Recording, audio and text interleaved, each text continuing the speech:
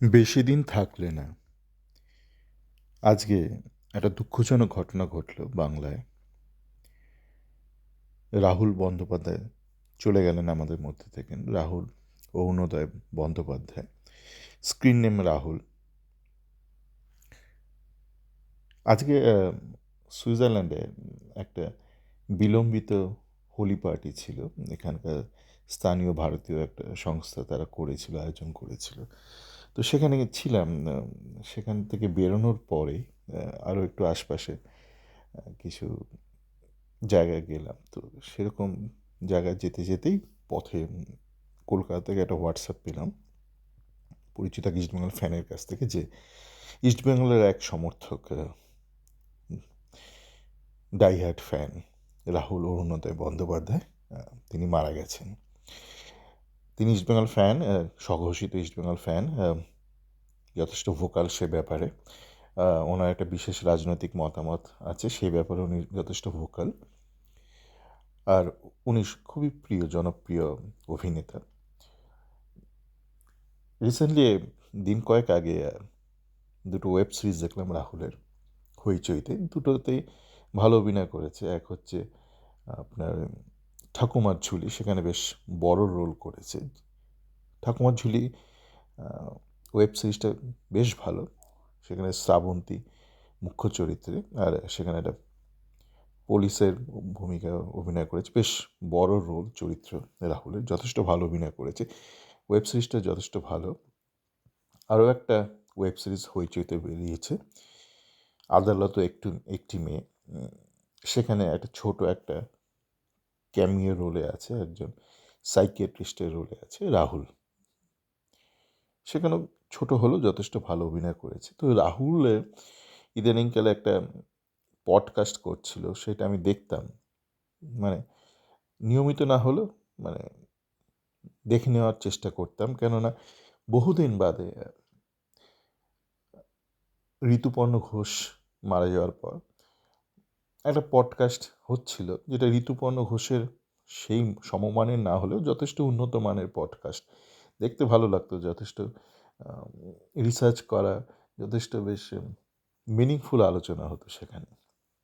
তবে শেষ যেটা দেখেছি সেটা দেখে একটু আফসোস হচ্ছিল, একটু খারাপ লাগছিল, কেননা সেখানে ও এই আদালতও একটি মেয়ের প্রমোশন করছিল। সেটা কৌশানীর সাথে ছিল, এবং সেই পডকাস্টে প্রায় 50% রাহুল ওদের যৌথভাবে অভিনীত ওয়েব সিরিজ আদালত একটি মেয়ের প্রমোশন করছিল। তো দেখে একটু বিরক্ত লাগছিল যে সাধারণত ওর পডকাস্টগুলো ওরকম প্রমোশন ওরিয়েন্টেড হয় না, যেটা কপিল শোতে যেরকম হয় না। কপিল শো বেসিক্যালি কোনো মুভি প্রমোশন হয়, তো রাহুলের পডকাস্টগুলো সে অর্থে হতো না। কিন্তু কৌশানের এপিসোডটাতে একটু বিরক্ত লাগছিল, কেননা প্রায় 50% কথা কথোপকথন ওই আদালত একটি মেয়ের প্রমোশন নিয়েই হচ্ছিল। কিন্তু ওর বেশিরভাগ পডকাস্টই আমার যথেষ্ট ভালো লেগেছিল। তো ভাবছিলাম পরে পডকাস্টটা নিশ্চয়ই রাহুল এই কৌশানী টাইপ করবে না, কিন্তু আর জানি না আর শুটিং করে গেছে কি না, এই কৌশানীর পর আর এপিসোড বেরোবে কি না। অনেক সময় শুটিং করে, সেটা হয়তো পোস্ট প্রোডাকশান শেষ হয়নি, বেরোতেও পারে। তবে আর তো বেরোবে না বেশি দিন। তো এই ঘটনাটা থেকে আমরা কী শিখলাম? তো আমি বাড়ি আসার পর থেকে দেখছিলাম, মানে কোনো খবর সেই অর্থে পাওয়া যায় কি না। তো একটা বিষয় বোঝা গেল, অপরাজিতা আঢ্যর একটা ইন্টারভিউ শুনলাম, যে অপরাজিতা আঢ্য দুবার বেশ মোক্ষম দুর্ঘটনার হাত থেকে বেঁচে ফিরেছে তালসারি থেকে। তালসারি কোথায় আমাদের বঙ্গ মিডিয়া জানে না। তারা অনেকে দীঘা করছে, দীঘা সমুদ্র না, তালসারি উড়িষ্যাতে। বহুবার গেছি আমি তালসারিতে। আগে যখন ভারতে থাকতাম মাঝে মধ্যে দীঘা যেতাম। তো দীঘা থেকে ফেরার দিন, যেদিন ফিরতাম সেদিন সকালবেলা ওই গাড়িটা নিয়ে একটু তালসারিটা ঘুরে আসতাম। যথেষ্ট মানে পিছিয়ে থাকা একটা জায়গা তালসারি। উড়িষ্যা বর্ডার ক্রস করে উড়িষ্যার মধ্যে প্রবেশ করে তারপর আপনার তালসারিতে আপনাকে ঢুকতে হয়, সেটা উড়িষ্যা। আর ওইটাকে দীঘা সমুদ্র বলার কোনো মানে হয় না। তালসারিটা হচ্ছে একটা মোহনা। সেখানে বে অফ বেঙ্গল, বঙ্গোপসাগর এবং কোনো নদীর নাম মনে পড়ছে না, তার একটা মোহনা। তো জায়গাটা অনেকটা জগা খিচুড়ি। যখন ধরুন কলকাতাতে ফিরবো দীঘা থেকে, সকালবেলা যেতাম, কেউ একটা যেন একটা একটা অদ্ভুত একটা টিপিক্যাল গেঁয়ো জায়গা। সেখানে প্রকৃতি অবশ্য রয়েছে, নিজের মনেই রয়েছে, নিজের খেয়ালে রয়েছে। কেননা দীঘার তো এখন অনেক আধুনিক হয়ে গেছে তো, কিন্তু তালসারিতে গেলে আপনি ওই প্রকৃতিটা পাবেন, মানে আন্ডার ডেভেলপড অ্যাজ ইস, নেচার অ্যাজ ইস ফর্মে রয়েছে সেখানে। সেইটা দেখে আপনি যেমন ছবিও আঁকতে পারেন, সেখান থেকে কিন্তু আপনি ব্যক্তিগতভাবে জীবনের ছবিও হয়ে যেতে পারেন। কেননা এই যে অপরাজিত আড্ডা বলছিল যে ওখানে ওই বিকেল বেলার দিকে 4টে বা এই, সময় আশপাশে জোয়ার চলে আসে, হঠাৎ করে জোয়ার চলে আসে, মানে অনেকটা জায়গায় চড়া পড়ে থাকে দিনের বেলা, আপনি হেঁটে হেঁটে অনেকটা ভেতরে চলে যেতে পারেন। তারপর হঠাৎ করে জোয়ার চলে আসে, আর সবসময় ওইটা যে ঠিকঠাক প্রেডিক্ট করা সম্ভব হয়ও না ওখানে। তো ওখানে একটা এই শিক্ষা, একটা ইনফরমেশন, একটা সমস্যা আছে।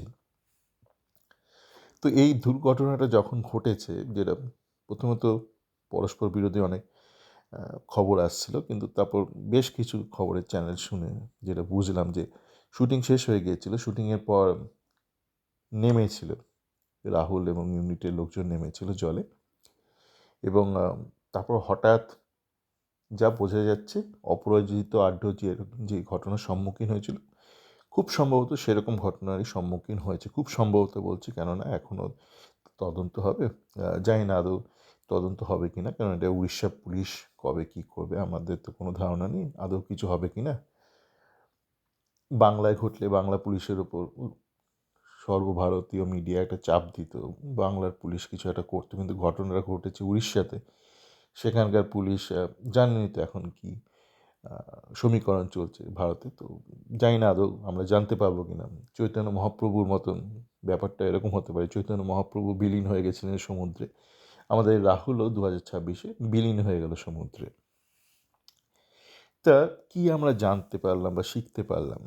দেখুন, এইটা আপনাকে বোঝা উচিত যে আপনি কোথায় যাচ্ছেন, সেখানে ইনফ্রাস্ট্রাকচার কীরকম রয়েছে। কেননা আমি দুটো খবর শুনলাম নিউজ 18-এ, যে রাহুলকে যখন জল থেকে তোলা হয়েছিল তখনও সে বেঁচে ছিল এবং তার শ্বাসকষ্ট হচ্ছিল, মানে বুকে ব্যথা, মানে তার ব্রিদিং প্রবলেম বা হার্টেরও কোনো একটা প্রবলেম হয়তো হয়েছিল, লাংসে হয়তো জল ঢুকে গিয়েছিল। তো সেই অবস্থায়, যেহেতু বললাম তালসারি উড়িষ্যা একটা একটা গণ্ড গ্রামের মতো, কিছুই নেই সেখানে, আশপাশে একটা দুটো মন্দির আছে, ওই মন্দির নিয়ে আপনি রাজনীতি করতে পারেন, আপনার স্বাস্থ্য মনের উদ্ধার হবে না। তো ওকে তারপর ওখান থেকে দীঘার হাসপাতালে নিয়ে যেতে হয়েছিল, মানে বর্ডার পেরিয়ে দীঘার হাসপাতালে, ইন্টারস্টেট বর্ডার পেরিয়ে দীঘার হাসপাতালে যেতে যেতেই মারা গেছে। তো এই ধরনের ক্ষেত্রে আমরা জানি যে কোনো উন্নত পরিবেশে, উন্নত দেশে, উন্নত পরিবেশে যে একটা এমার্জেন্সি টিম থাকে, যারা এসে আপনাকে ধরুন আপনাকে কার্ডিয়াক অ্যারেস্ট থেকে আপনাকে উদ্ধার করবে, আপনাকে বাঁচানোর চেষ্টা করবে, একটা ইমার্জেন্সি রেসপন্স, যেটা খেলার মাঠে আমরা দেখি, ফুটবল মাঠে কোনো দুর্ঘটনা ঘটলে, কোনো চেস্টে প্রবলেম হলে একটা ইমিডিয়েট একটা রিকভারি একটা টিম থাকে। তো ওরকম একটা গণ্ড জায়গায় আপনি গেছেন, সেখানে গিয়ে দুর্ঘটনার সম্মুখীন হয়েছে, তো আপনার পক্ষে কিন্তু বেঁচে ফেরাটা খুব মুশকিল, কারণ এইগুলো এই ক্ষেত্রে সময়টা খুব জরুরি। 10 মিনিট আগে পরে মধ্যে, মানে হচ্ছে আপনার জীবন মৃত্যুর মধ্যে ফারাক। 10 মিনিট আগে পরে, যেমন হয় না পাহাড়ে এভারেস্টে মাথায় ধরুন কোনো দুর্ঘটনা ঘটলো, তখন মানুষ বেঁচে ফেরে না, কেন ওখানে আপনার কোনো মেডিকেল হেল্প পৌঁছাতে পারে না। তো আপনি যদি জেনে শুনে এই ধরনের একটা জায়গায় যান, আমি আজকাল দেখি অনেক বাঙালি ইউটিউবার, তারা মনে হয় পয়সার লোভে বা স্পন্সার্ড অনেক প্রোগ্রাম করে, তারা উড়িষ্যার অনেক জায়গাকে প্রমোট করে, ভালো জায়গাগুলো ভালো, কিন্তু এইটা তারা বলে না যে এইসব জায়গাতে কোনো রকম ইনফ্রাস্ট্রাকচার নেই, কোনো মেডিকেল এমার্জেন্সি হলে আপনি মারাও যেতে পারেন। এরকম প্রচুর জায়গা আছে উড়িষ্যায়, যেগুলো নিয়ে আমি ইদানিং দেখছি বেশ কিছু বাঙালি ইউটিউবার, তারা কিন্তু এটা ওটা বলছে, আসুন দেখুন। তারা একবারও বলছেন না যে এখানে এলে পরে আপনার যদি কোনো শরীর খারাপ করে, আপনার কিন্তু কলকাতায় ফেরাটা প্রায় অনিশ্চিত হয়ে পড়বে। এটা তারা বলছে না, আমি আলাদা করে নাম বলছি না, এই এক্সপ্লোরার সেই এক্সপ্লোরার, বেশ কিছু দায়িত্বজ্ঞানহীন বাঙালি ইউটিউবার আছে যারা এই অপকর্মটা করছে এই মুহূর্তে। তা আমি তাদেরকে বলবো যে দরকার হলে আপনি দুটো ভিক্ষার বাটি নিয়ে কিনে নিন, দুটো ভিক্ষার বাটি কিনে নিন, আমি যখন কলকাতায় যাবো না হয়তো আপনাকে দুটো ভিক্ষার পয়সা দেবো। এইভাবে আপনি মানুষকে ভুল বোঝাবেন না। ভালো জায়গা অবশ্যই আছে, আমি আবারও বলছি, তালসারিতে গিয়ে আপনি ছবি আঁকতে পারেন, কেননা ওখানে আপনি কোনো রকম মডার্ন কোনো কিছু দেখবেন না, মডার্ন ইনফ্রাস্ট্রাকচার কিছুই দেখবেন না। তো আপনি একদম প্রকৃতির মাঝখানে থাকতেই পারেন একদম পথের পাঁচালী হয়ে। কিন্তু আপনি হঠাৎ করে কোনো দুর্ঘটনার সম্মুখীন হলে আপনি কিন্তু ছবি হয়ে যাবেন, তারপর আপনার পরিবারও ছবি হয়ে যাবে আপনার আম, অনুপস্থিতিতে। তো এই ব্যাপারটা একটু মাথায় রাখবেন। র্যান্ডাম এটা ওটা জায়গা প্রমোট করবেন না, আর যদি প্রমোট করেন তার সাথে সতর্কীকরণটাও করে দেবেন যে এরকম জায়গায় কিন্তু এরকম সমস্যার সম্মুখীন আপনি হতেই পারেন। যেমন এভারেস্টের ক্ষেত্রে বলা হয় ডেড জোন, এত লোক যায় এত লোক ফেরত আসে না। তারপরে কেউ যদি যেতে চায় ঠিক আছে, তো আপনি ওইভাবে না বলবেন না তালসারি যান, এখানে যান সেখানে যান, উড়িষ্যার এখানে যান ওখানে যান। মানে উড়িষ্যার এরকম প্রচুর জায়গা আছে এখানে খুব খারাপ অবস্থা, মানে ইনফ্রাস্ট্রাকচার একদমই নেই সেসব জায়গায়। পুরীতে আছে কি, ভাবুন পুরীতে আছে। চলে ভালো থাকবেন আর সতর্ক থাকবেন।